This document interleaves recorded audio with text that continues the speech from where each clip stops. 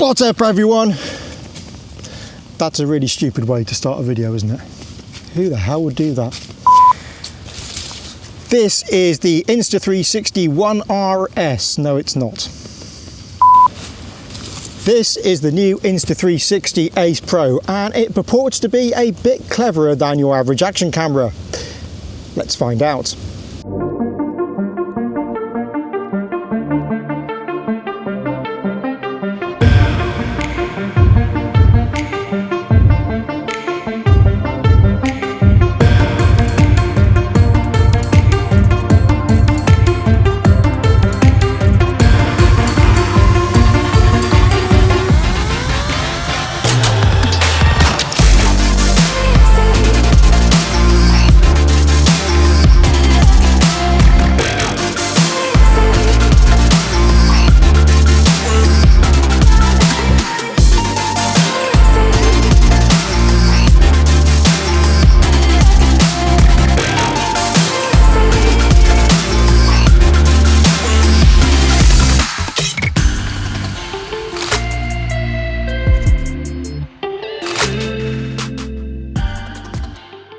The Ace Pro is Insta360's latest foray into the action camera market. Now, previously we had the modular 1R and 1RS, but this is the first time that the company has made a dedicated GoPro style action camera in one piece. Now, Insta360 is making a big thing of the fact that the lens has been designed by Leica. This gives a 16mm equivalent angle of view. It's not quite as wide as the GoPro or the Action 4, but it is still wide enough for most purposes, but I'll come on to that a bit later. The magnetic mounting system that made its debut with the Go 3 has been drastically improved. This is a much more robust system. It's much more solid for action scenarios, and the company has made two different types of mount. One where you're going to be using in high vibration, high action style scenarios, and the other one for more sedate scenarios such as on selfie sticks.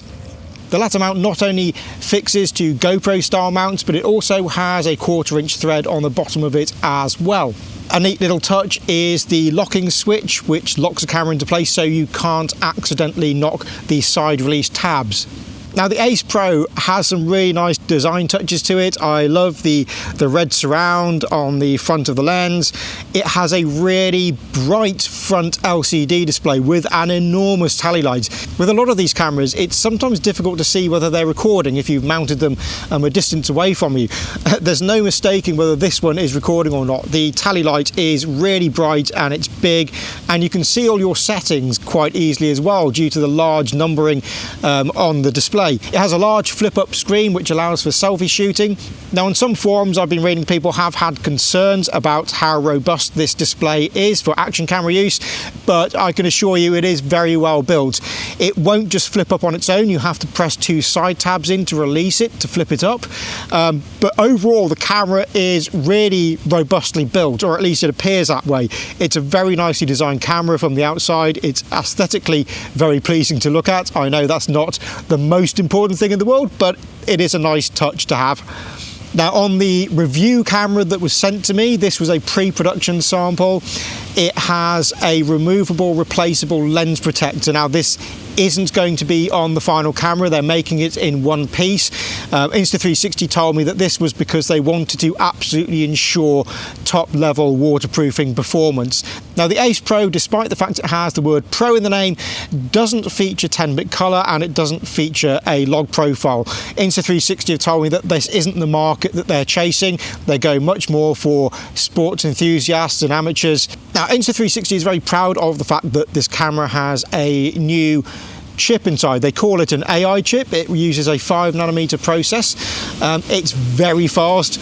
This is possibly the most responsive action camera interface I have used. It's very zippy, very responsive. It's much more like using a smartphone. But it also allows the camera to perform some very complex mathematics and computational tasks. Now, one of these functions is the pure video mode. Now, this is designed for low light shooting, and it leverages the power of the chip to perform some very advanced noise reduction. Apparently, the noise reduction is being performed before the encoding of the video on a frame-by-frame basis. Now in my tests, it does produce some pretty spectacular results. I can honestly say that compared to any other action camera on the market, this pretty much blows them away in terms of low light performance. Now, one of the features on this camera that has flown under the radar somewhat is the fact that this is fully 8K capable. Insta360 hasn't made a big thing of this because it understands that pixel counts don't necessarily make for a better picture. However, the camera does utilise that resolution to its advantage. For example, you could be shooting on the full wide lens setting in downsampled 4K video, but it has a 2x digital zoom, which ordinarily would produce a pretty scrappy looking picture. Not in this case. When you activate the 2x zoom on this, you still get true 4K footage, and that's because it's cropping in to an 8K chip.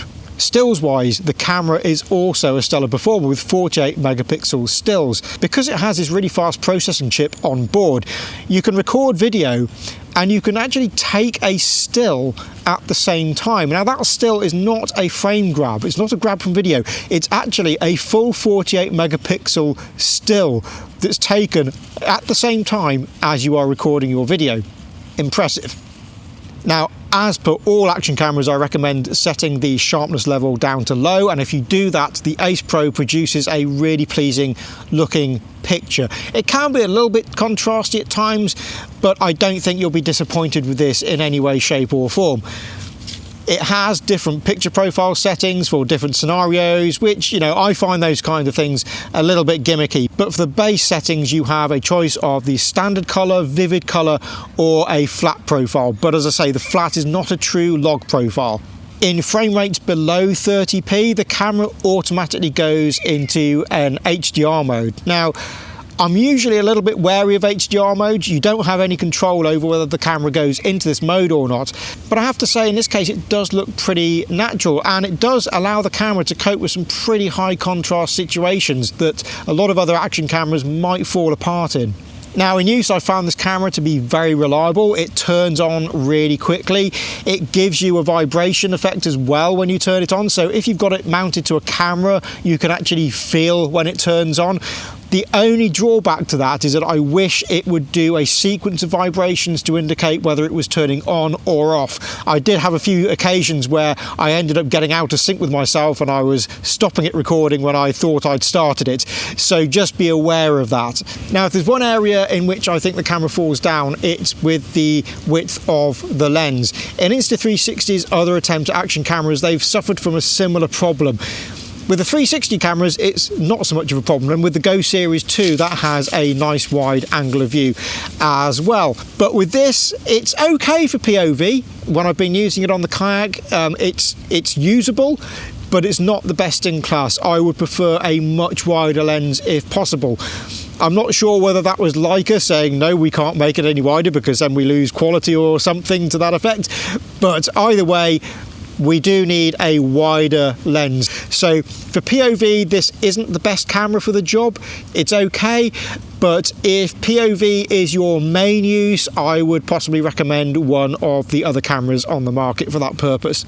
But in all other aspects, the camera performs really well. The stabilization is excellent, the image quality is very good indeed, and the low light performance, as I say, is absolutely incredible for this type of camera. So can I recommend the Ace Pro over the GoPro Hero 12 and the DJI Action 4? It depends on your uses. This is definitely a competitor to those cameras.